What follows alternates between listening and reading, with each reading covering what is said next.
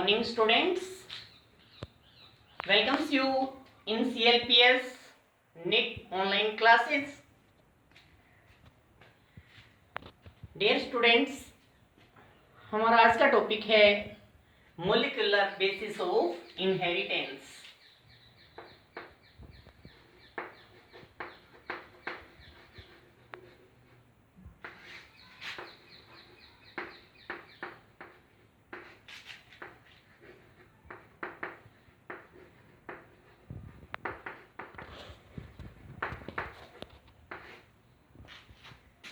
इस molecular basis of inheritance के अंदर हम जो आज स्टडी करेंगे वो स्टडी करेंगे रेप्लिकेशन।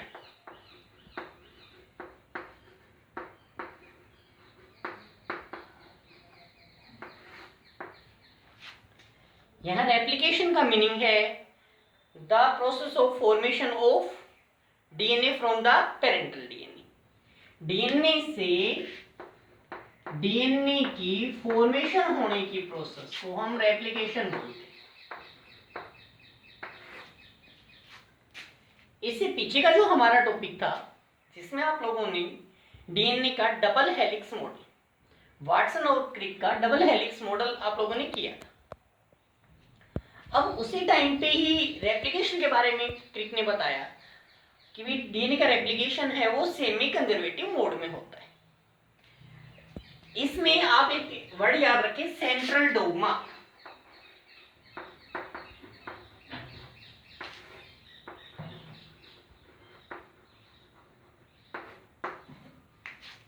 सेंट्रल डोग्मा मीनिंग इसका ये है कि भाई जेनेटिक इंफॉर्मेशन कैसे ट्रांसफर हो रही है। इसमें आप ये याद रखेंगे कि डीएनए से पहले मैसेंजर आरएनए की फॉर्मेशन होती है। इस प्रोसेस को नाम दिया जाता है ट्रांसक्रिप्शन।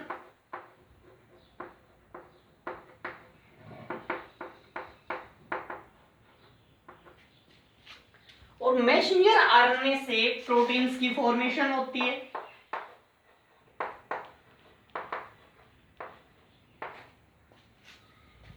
इस स्टेप को ट्रांसलेशन कहा जाता है।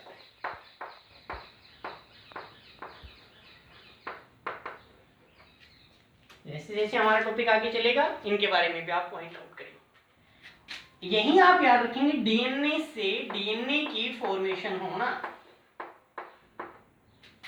इस प्रोसेस को रेप्लिकेशन कहा जाता है।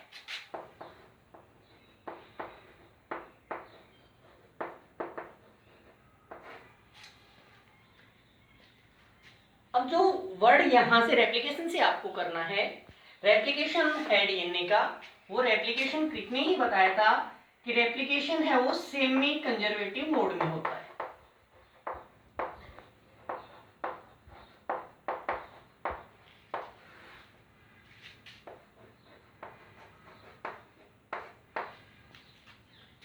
यहां जो सेमी कंजर्वेटिव मोड है, सेमी कंजर्वेटिव का जो मीनिंग है, इसका मीनिंग ये होता है कि in a newly synthesized DNA molecules one strand is parental and one is newly formed. For example, मैं आपको एक डीएनए के दोनों स्ट्रैंड्स के बारे में बताता हूं। डबल हेलिक्स मॉडल में आपने ये देखा था कि डीएनए है वो डबल स्ट्रैंडेड होता है।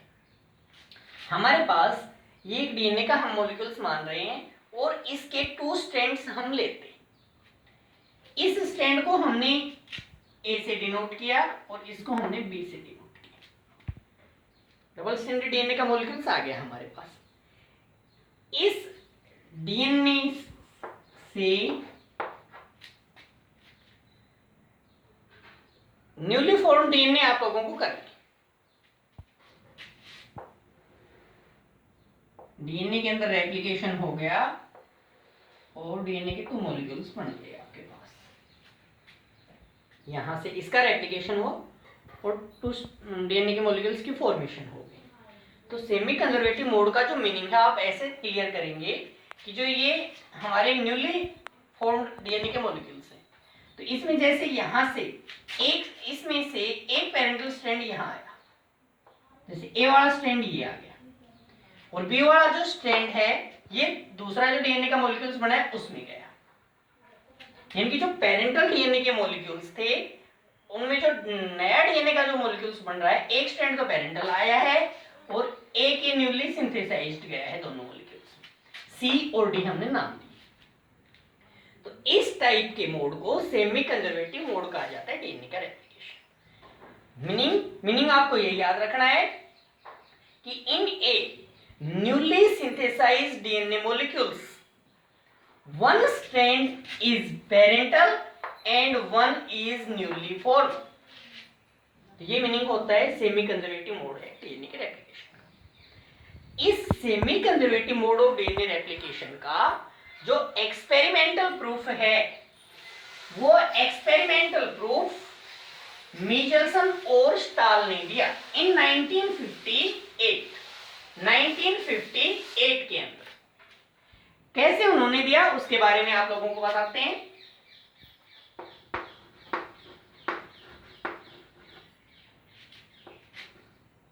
मिचेल्सन एंड स्टोल,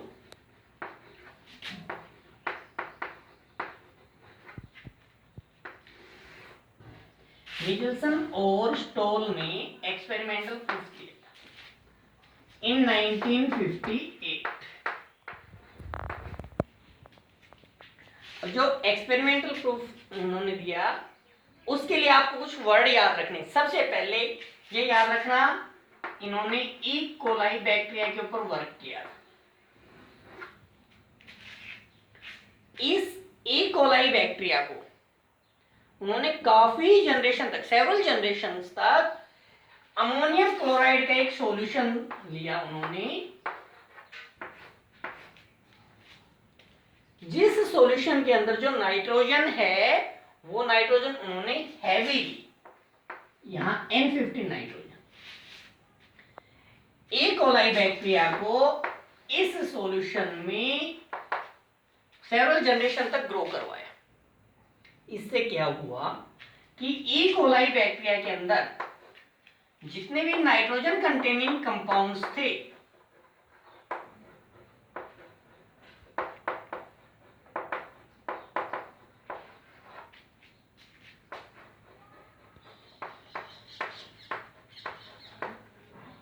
उनमें हैवी नाइट्रोजन आ गई।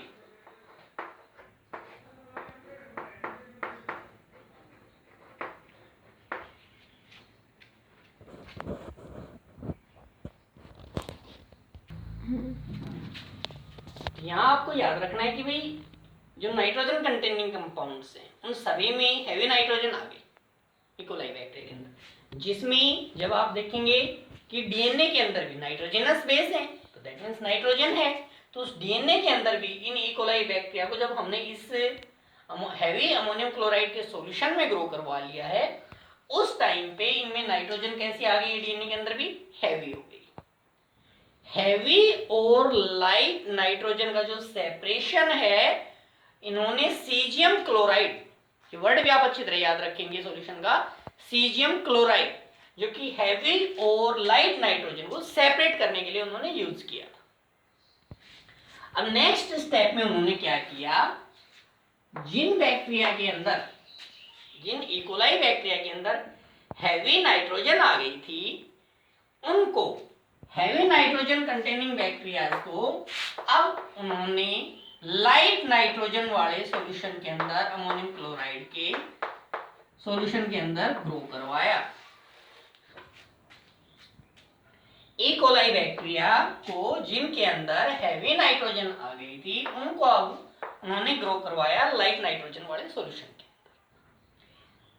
आफ्टर 20 मिनट्स, आप याद रखना कि ई कोलाई बैक्टीरिया 20 मिनट्स में डिवाइड कर जाता है।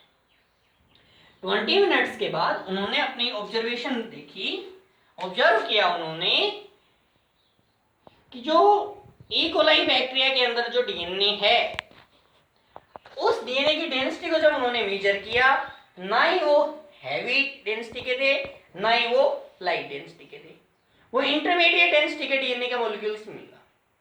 तो इससे क्लियर शो हो गया, इंटरमीडिएट का है, दैट मींस क्लियर शो हो गया कि एक स्ट्रैंड है वो पेरेंटल स्ट्रैंड है और एक न्यूली फॉर्म्ड है। तो इससे इंटरमीडिएट डेंसिटी क्या आई।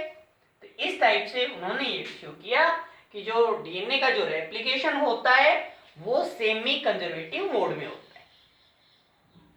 सिमिलर एक्सपेरिमेंट्स जो विश या फेबावीन्स के ऊपर टेलर और उसके क्लिक्स ने भी किए थे। ये भी आप साइंटिस्ट का नाम याद रखेंगे।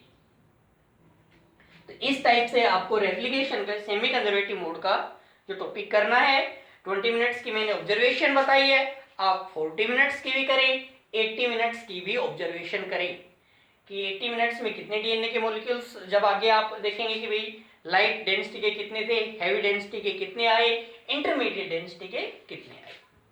इस टाइप से आपको ये टॉपिक करना है। नेक्स्ट टॉपिक आपको नेक्स्ट वीडियो में मिलेगा।